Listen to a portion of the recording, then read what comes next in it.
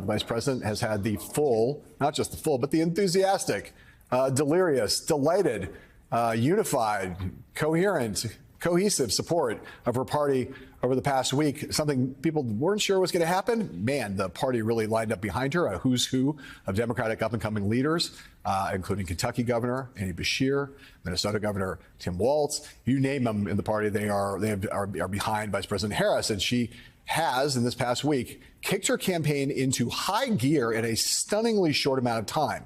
According to the campaign, they have recruited 170,000 new volunteers since last Sunday and held 2,300 events to mobilize grassroots supporters. This past weekend alone, they've also raised, wait for it, $200 million in 7 days, with 2/3 of that money coming from first-time donors. There's also, on the large dollar side, I think they have another $150 million in commitments of money going potentially into super PACs and other places. The money is just coming in hand over fist. Vice President Harris, for her part, she's embraced all that enthusiasm naturally, and loves the fact that the base has rallied to her and that the institutional part of the party has. But she's also cautioning that this campaign is far from over, far from won, a long way from that. She tells supporters this weekend, this is what she said. She said, "We are the underdogs in this race, but this is a people-powered campaign and we have momentum." And if you look at the polling, that's certainly true. Claire, Eddie, Mike, Memily, you're all back. And Mike, I want to ask you that question because we're talking about this, about the politics of this right now. There's the fact that there's no, when people talk about the pros and cons of the different ways this could have gone once President Biden had decided to step aside, the fact that whatever the pros of the reason why you would want to have an open, competitive contest, as some people wanted, with a mini primary, with town hall meetings or debates or whatever. The biggest downside to it is that trying to start a presidential campaign at this late date, from a standing start, building an operation, a digital team, a field team, a fundraising team, I would say impossible. Impossible. She, Vice President Harris, is inheriting a team that's already out there in all the battleground states, and a really savvy digital operation, and a bunch of people who do rapid response, and people who are obviously raising money. But there's still a lot to do real fast. And the integration of her existing team, the existing Biden forces, and potentially bringing in some people from the outside who have the esteem and reverence of the party, those are all on the table. Talk about where things stand right now in terms of the bootstrapping, the combination of bootstrapping and inheriting of an existing operation, the melding of that as we sit here today. I mean, operationally, this campaign was ready to go. I mean, they have a really strong foundation to build on, and the team that was helping build that is still there, very much overseeing it. I think the big question is, what is the Harris message, right? She's enjoying this honeymoon period. She is able to ride on that enthusiasm, that excitement. But there is going to be a point when these voters want to know, well, what would you do differently than President Biden? What is your vision for the country?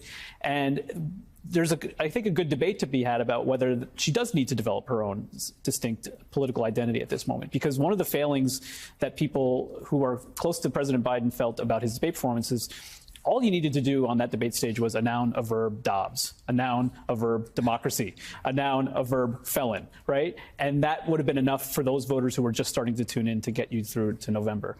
She has an even shorter timeline now, and perhaps that's all she needs to do on the stump with her running mate at this point. The focus, more than anything, is now back on Donald Trump from the view of so many Democrats. And former President Trump's going to have to be out there on the campaign trail more this fall, too. And the more that they can run on enthusiasm, run on the future, and then point to him, that might be enough to get them through November. Eddie, 99 days to November 5th. Right.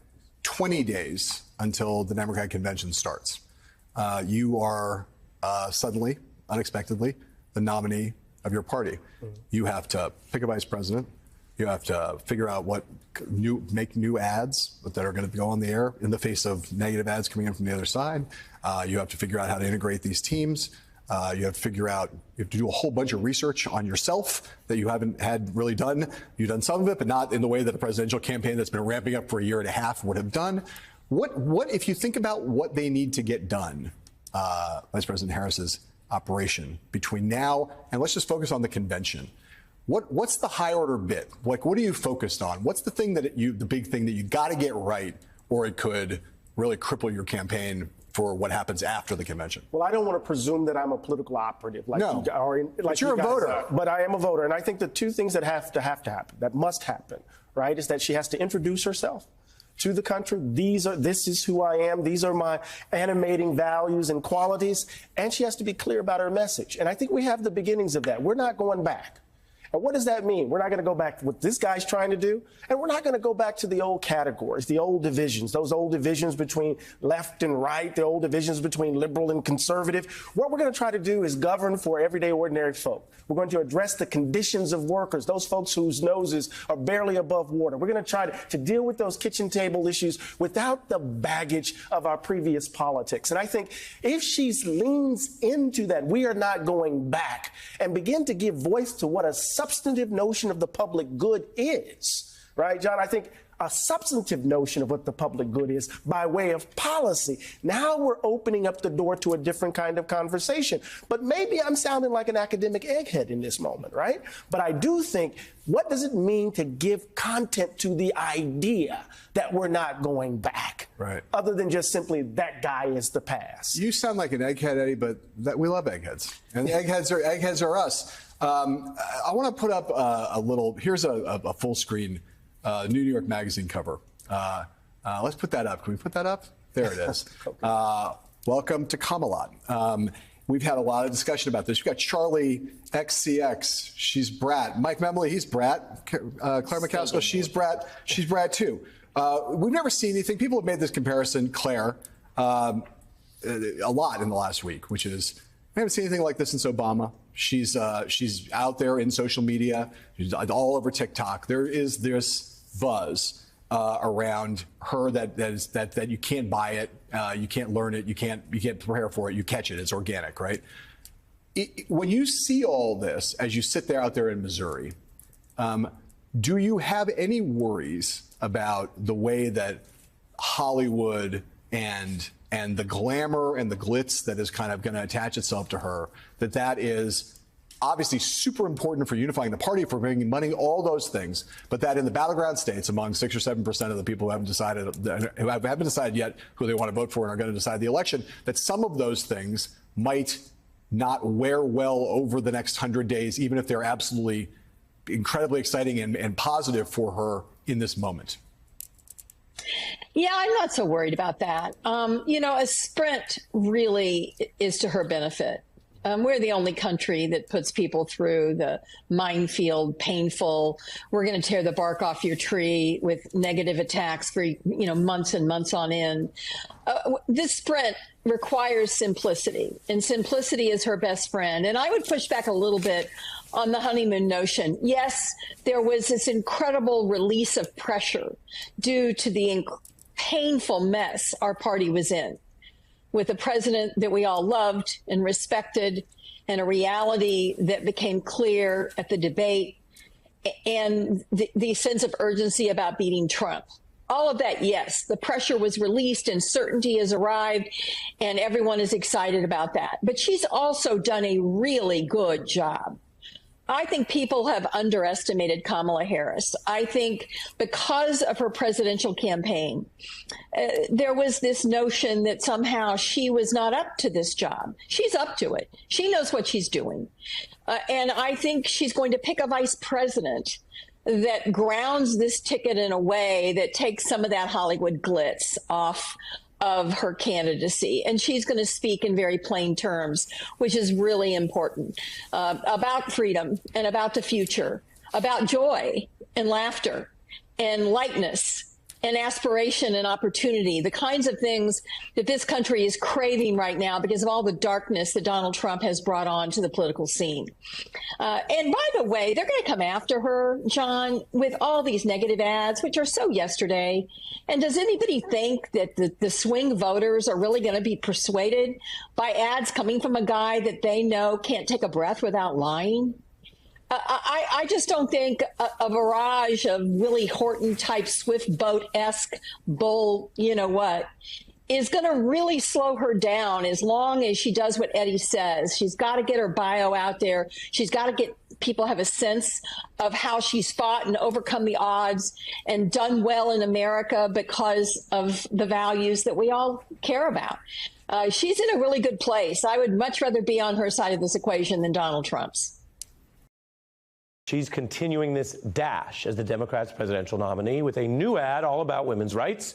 And her campaign just sent speakers to a key state where Biden had been trailing Trump when he was the nominee, Pennsylvania. Vice President Harris has been battle tested. She is ready to not just be the standard bearer of our party, but to be the 47th president of the United States of America. Hey everybody, so today Iowa put in place a Trump abortion ban, which makes Iowa the 22nd state in our country to have a Trump abortion ban. Kamala Harris, the prosecutor who keeps communities safe. Kamala Harris, the senator who knows how to deliver results. Kamala Harris, the vice president who puts America back on track.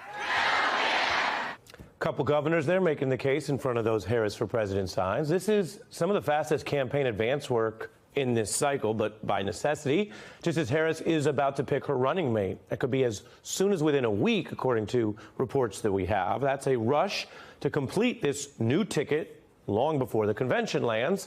And you'd have to do the advance work of the signs with the second person's name and the speeches for the convention and all the other stuff that is being packed in.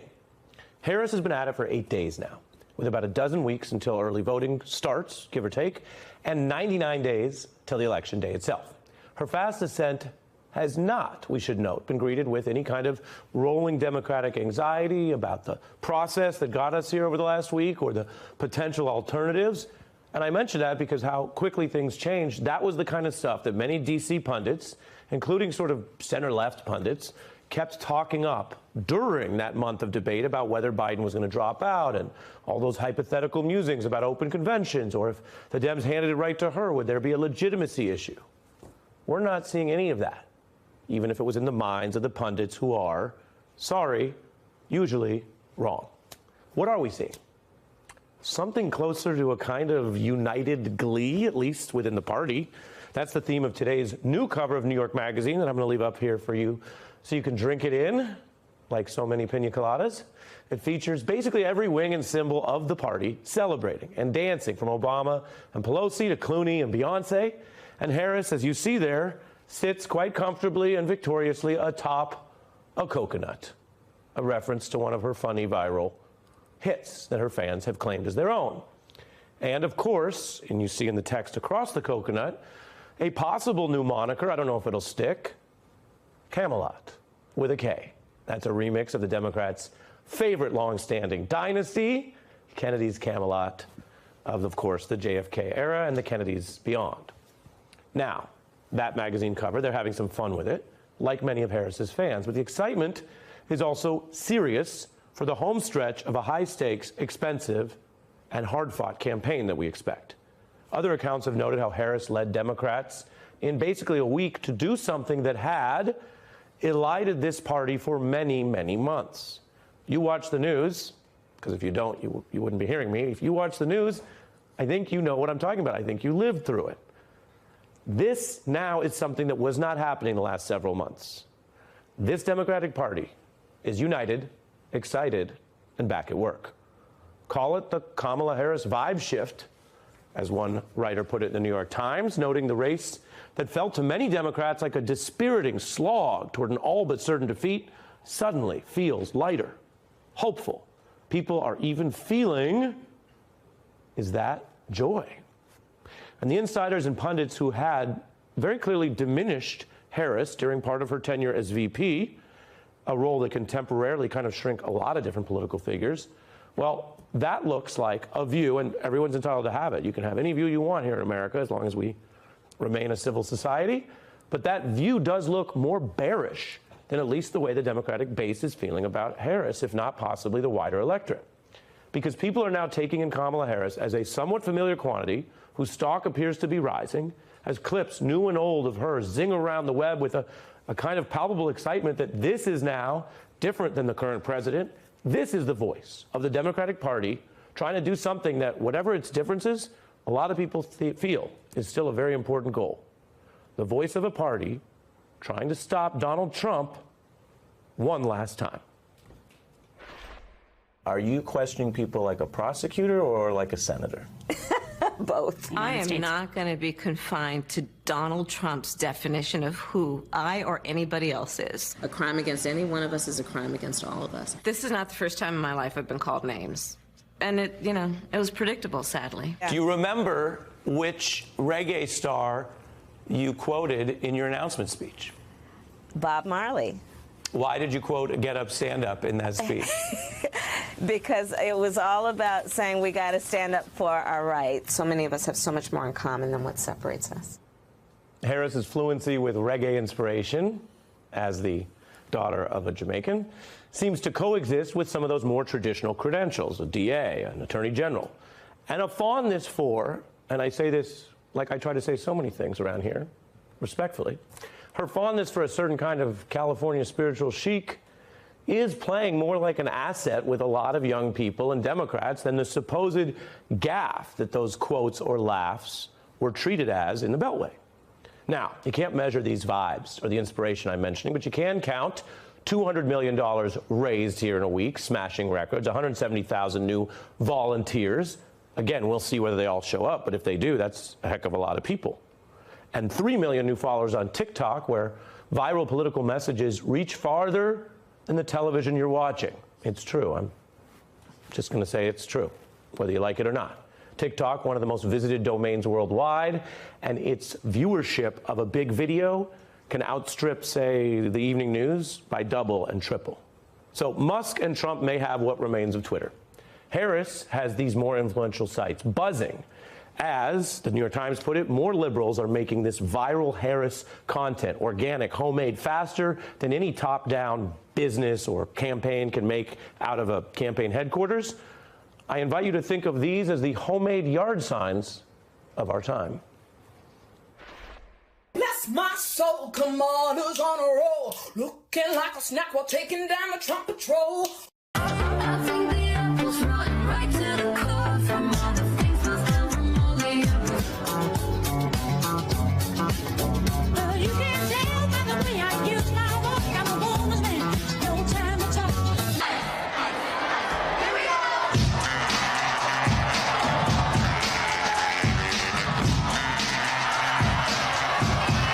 Hey Kamala, what are we going to say to Donald Trump in November? Bye, bye, bye.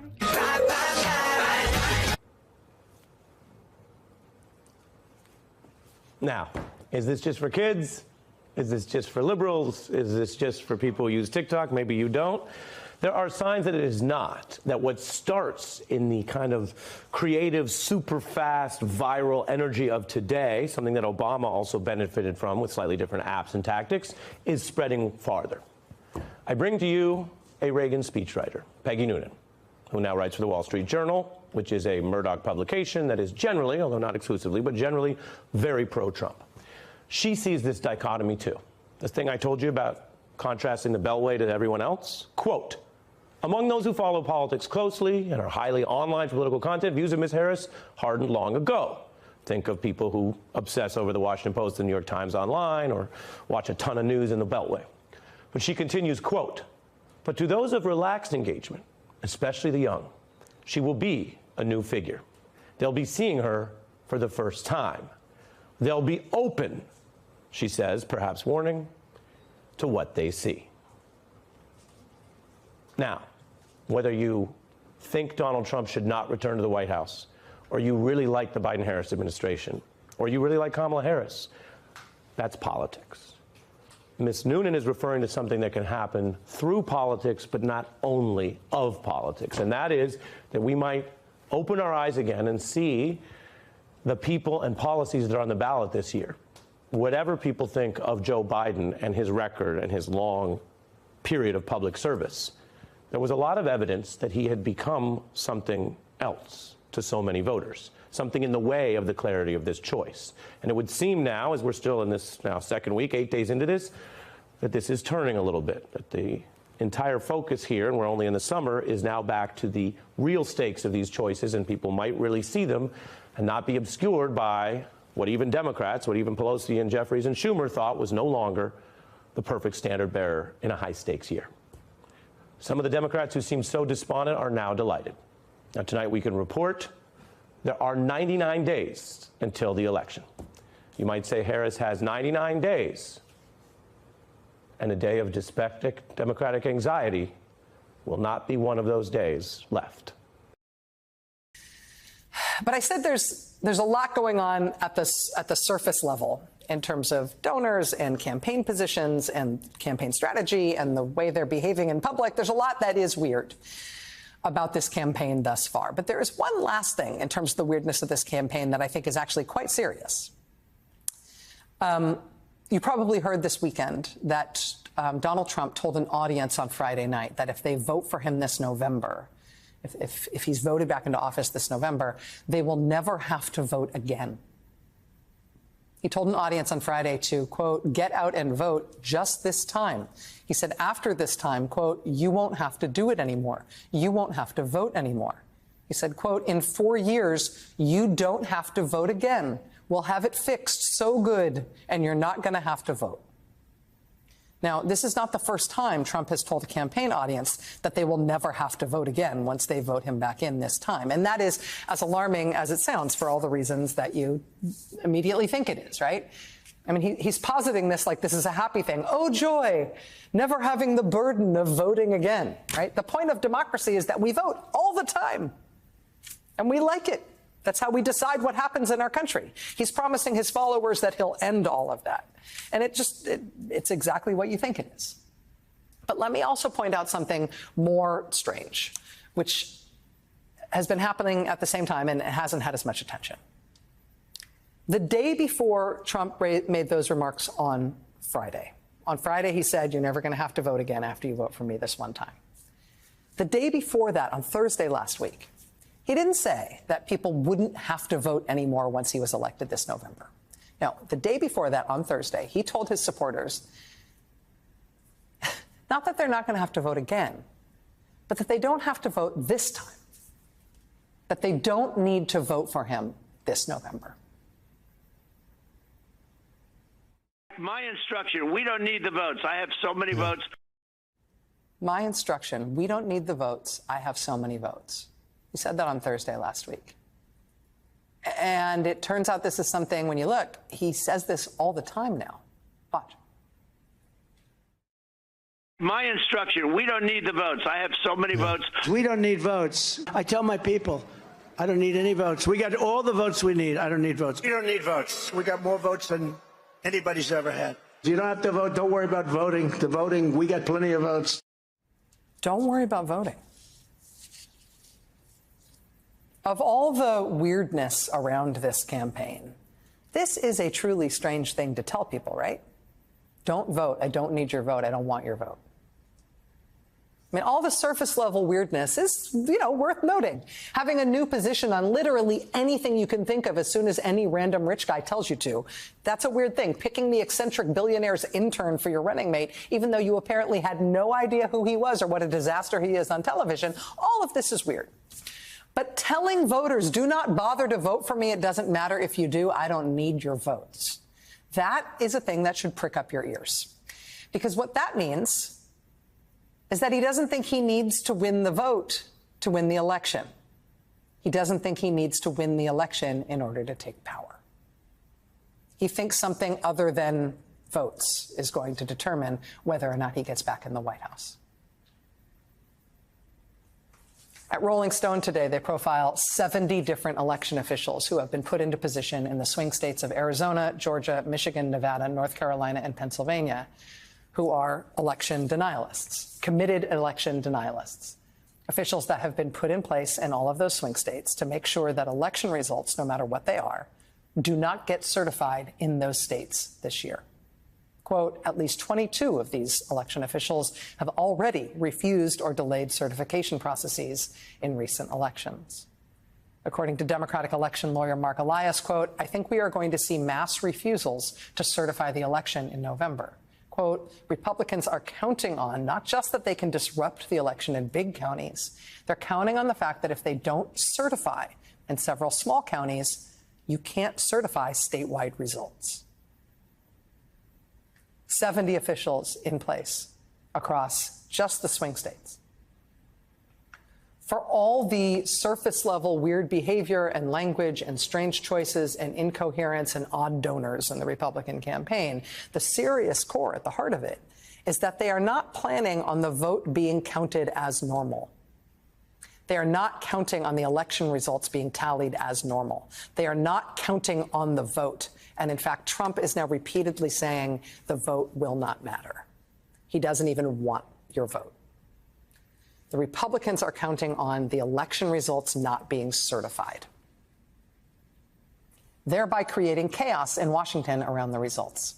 Just like 2020, right? Just like January 6, 2021, except this time with no Mike Pence in the way and with Republican officials already in place in multiple states saying, yeah, you may not get any sort of official vote.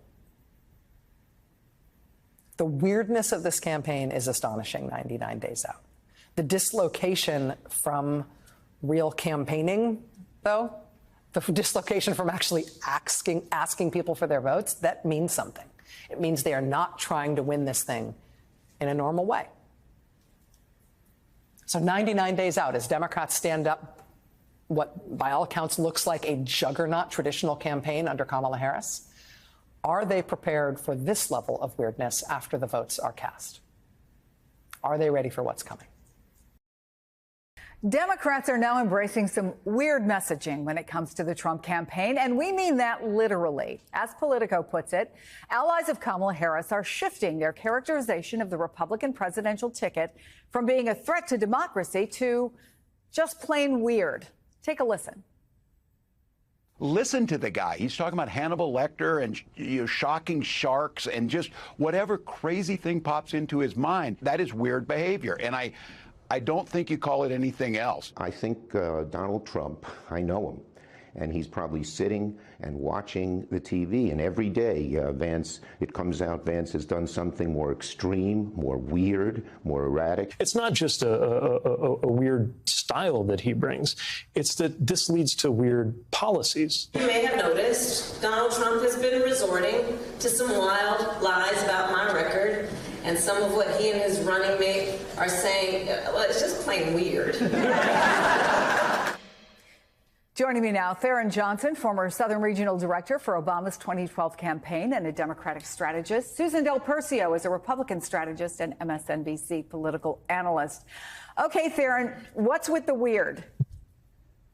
Well, I'll tell you this, Chris. You're right. A lot of surrogates, the vice president herself has chosen to use this word.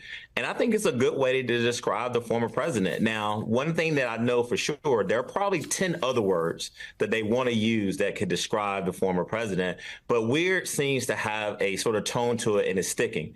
It's many Democrats believe that there are unorthodox things about Donald Trump before he even ran for president. But we remember how he ran early on to destroy the Republican Party. Yes, he won in 2016. And there were a lot of weird things that he said while he was president in his 4 years. And so it's got to be something that the polling data shows resonates not only with Democrats, but it also resonates with working class Americans. And this is what this race is going to come down to, is that working class Americans of all races have got to figure out who they want to vote for in this race. And I believe that Kamala Harris and her team and the surrogates are honing in on this message, because I will challenge any Republican to have a debate with me or any other Democratic strategist, and we can write down at least 25 things that the former president has either said or done that can be classified as weird. But that's not ultimately what the campaign is going to focus on for the duration. But it is something now that I think that is resonating with the base and those working class Americans.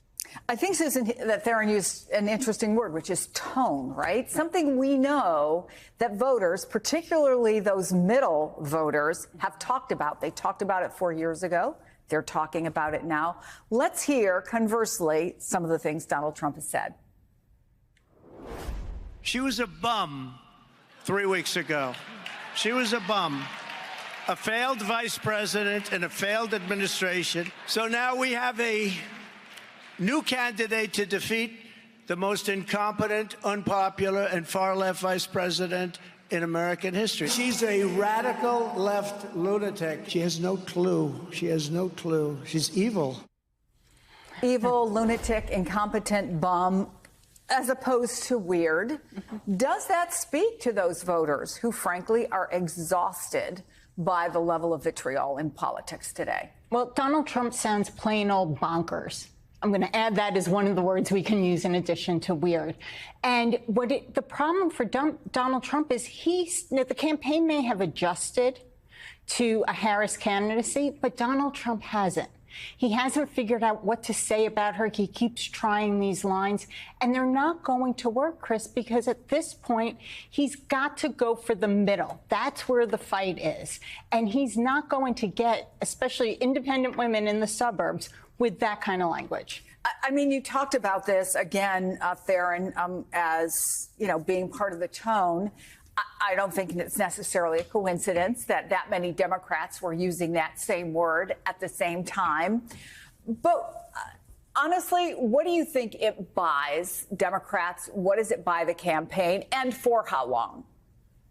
Well, it reminds Democrats that we cannot underestimate a Trump candidacy. I'm not saying that we took him for granted in 2016, but there were many people, including myself, that thought that Hillary Clinton was going to win that race. And so we learned from our mistake. We saw 4 years of him doing the name calls. I mean, what you just showed, Chris, is only a snapshot into what the former president has said about not just Vice President Harris, but other women who he has attacked along the way. And so, again, it's a phased approach. It's driving up momentum. It's a very sort of politically correct way to describe the former president's behavior. And I think you'll hear more harsh words used to describe him as the campaign goes on, and definitely at the convention.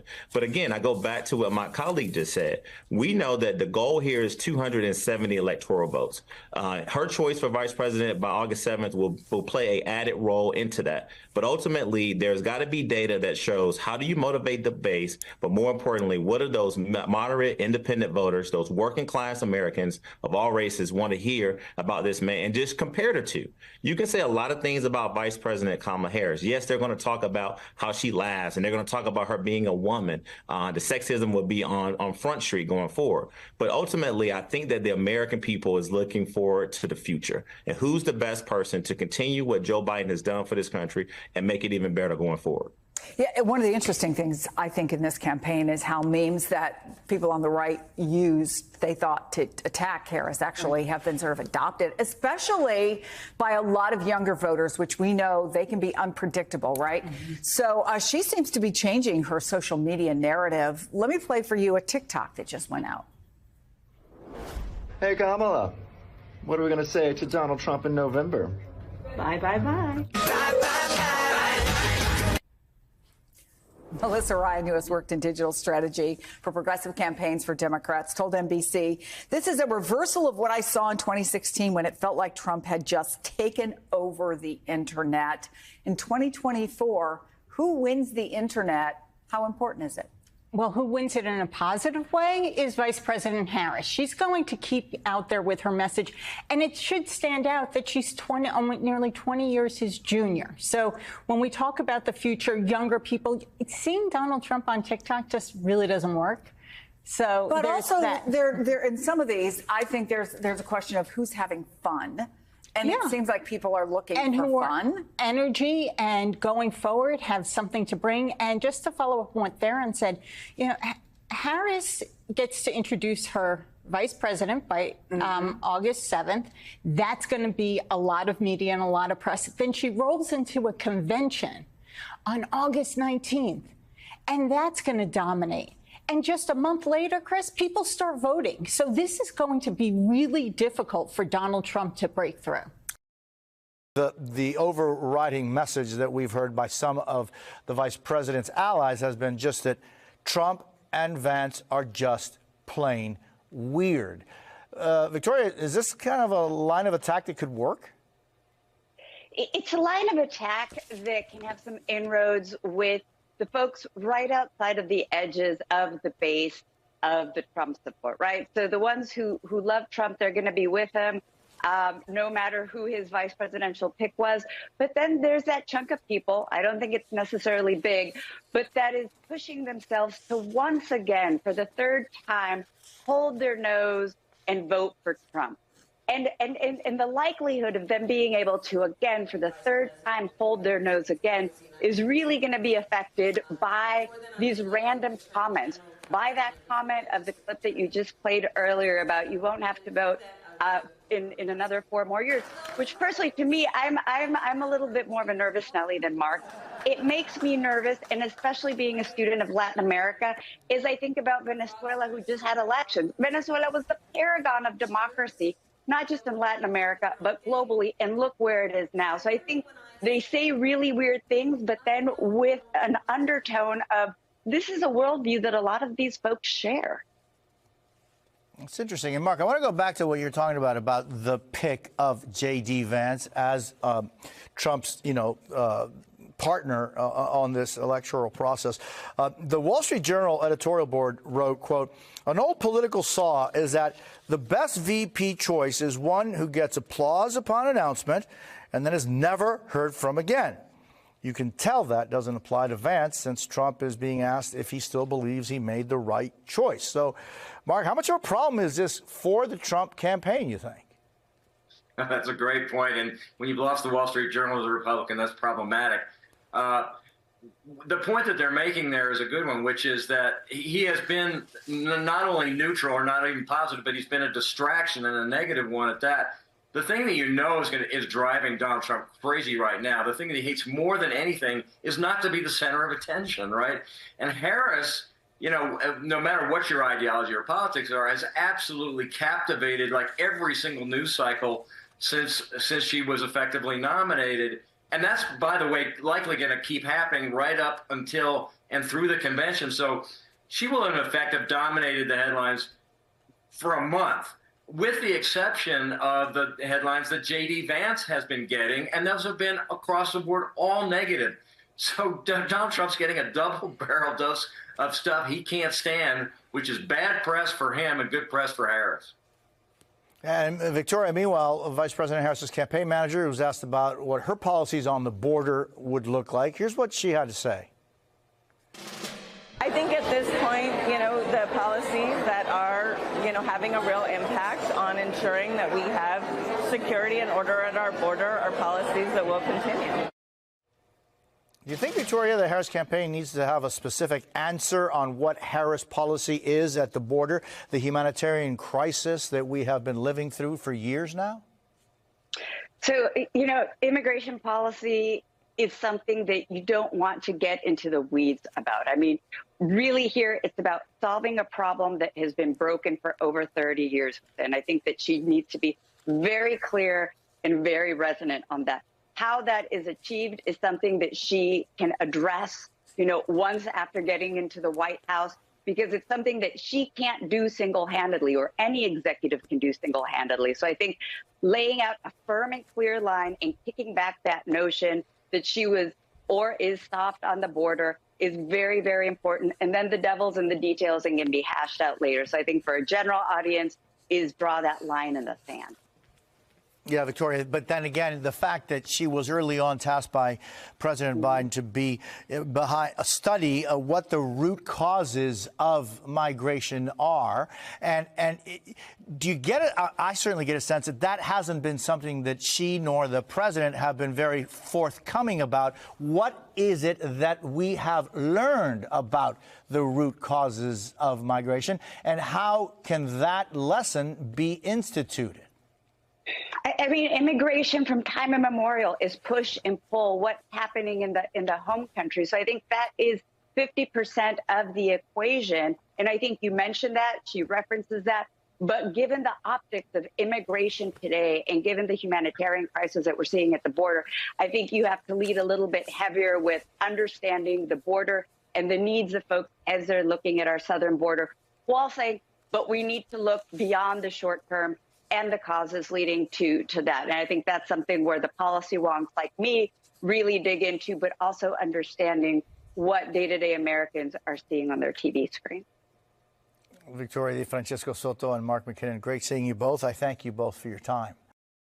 But I want to start with Donna, who, Donna, the campaign says that Harris is looking for someone to fight for the middle class, protect freedoms. You just heard what Gabe Gutierrez was saying, that they're looking for in a partner. How do you think this process is going, and who do you think best fits that bill? Well, first of all, I think Democrats have an amazing array of choices. And Kamala Harris certainly does in this process. On that screen, you showed 5 governors, a senator, and a transportation secretary. It is an amazing group of people. And so there's not going to be a bad choice. And I think voters and Democrats are going to trust Kamala Harris to choose the person that she wants to work with for the next 4 years to deliver for the middle class. My money is on Tim Walz, an effective Midwest governor who's a straight talker, a veteran, really effective in Minnesota. But any of the choices on that screen or not even on that screen, the Democrats have a really deep bench. And I think it's going to be a combination that is going to deliver the election for Democrats in November. Yeah, Donna, so what about the famous blue wall? Should they be looking at someone from one of those states to maybe, shore them up on something that is so important for Democrats as well as for Republicans? But I mean, that blue wall specifically. Well, I mean, part of the reason that I've kind of landed on Tim Walz, apart from the fact that I served with him, he was in my class in Congress. I know him well. And I think he's been a really effective governor. He's in Minnesota. Bordering Wisconsin, will have a ripple effect, I think, across that blue wall, including working families throughout Pennsylvania and Wisconsin and Michigan. And so, look, there is not a single person on that list who isn't going to be a good choice for very different reasons for Kamala Harris. She will make the right choice. We'll trust that choice. And I think voters are going to get behind it.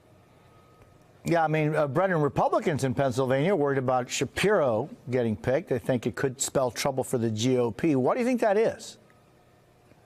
Well, he's an effective communicator as well, and I think he offers an image that is much more future-oriented than Tim Walz does, who was one of the older candidates there on screen.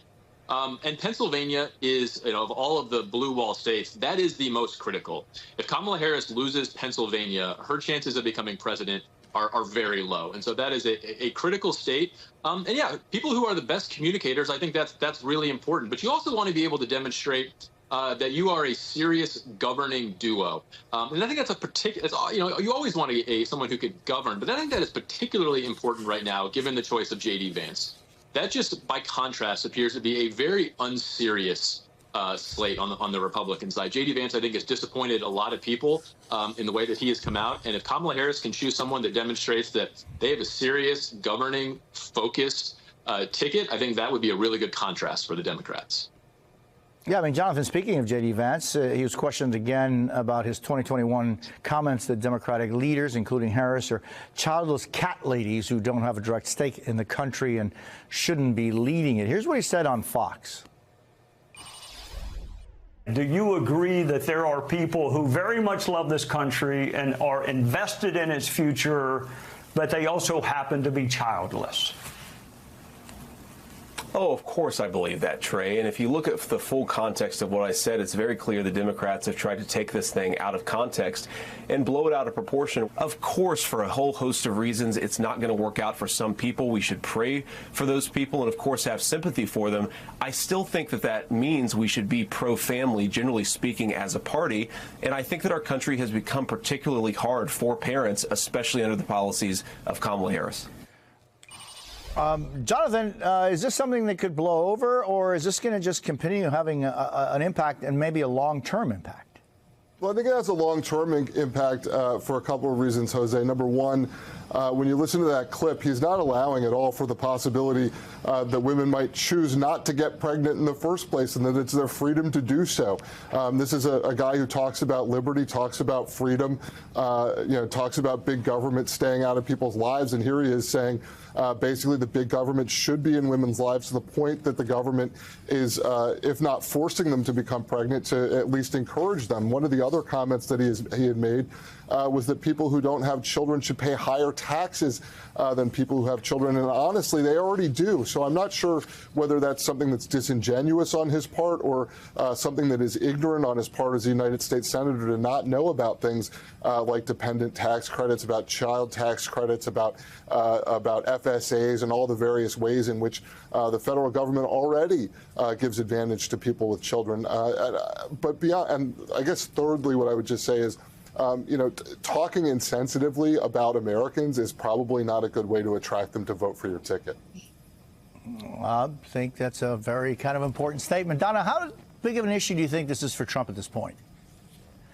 Well, I think it's huge. I mean, I think it demonstrates that this is a ticket, especially with J.D. Vance, that simply is not ready for prime time. It's almost like we're talking about Kamala Harris having a short period of time to vet candidates. It's almost like they did no vetting of J.D. Vance. It isn't just his comments about childless cat ladies, and I hope my cat doesn't run behind me, but it's also his comments about women staying in abusive relationships, about limiting women's access to reproductive care. It's a whole host of things that will offend an awful big part of the electorate. And so I think it is a real problem. And he is not going to be a governing partner. He's barely been a senator, hasn't really done anything with his life. The quality of J.D. Vance compared to the quality of the people that Kamala Harris is looking to choose for vice president is like night and day. Brennan, Senator Schumer says that the Vance pick actually helps Democrats. Can a VP pick actually sway things?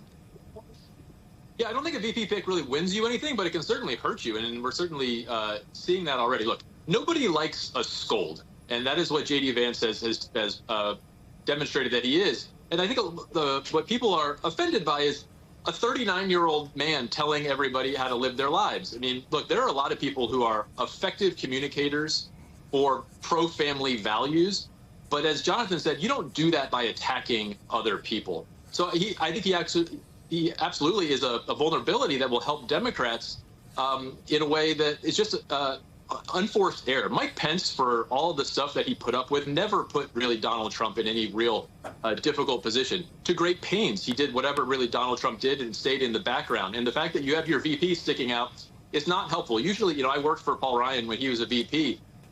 You want to promote the top of the ticket and you want to attack the other side. And if you're drawing attention to yourself like Sarah Palin did, you're not helping the ticket at all. So they're going to have to get their act together, train their focus more on Kamala Harris's record, or else this is going to continue to be an unhelpful story for them.